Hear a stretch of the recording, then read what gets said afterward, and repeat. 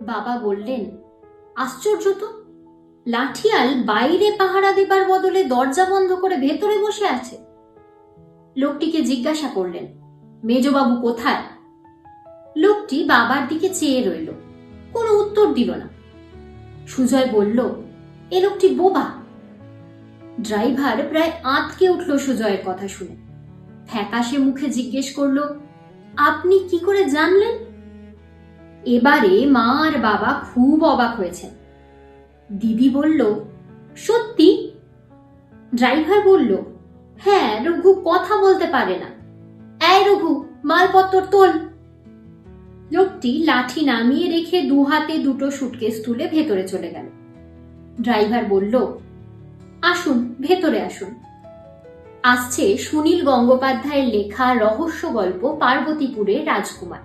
Premier হচ্ছে আগামীকাল 1 November সাহিত্য সংলাপ ইউটিউব চ্যানেলে ঠিক সন্ধে 7:30টায়।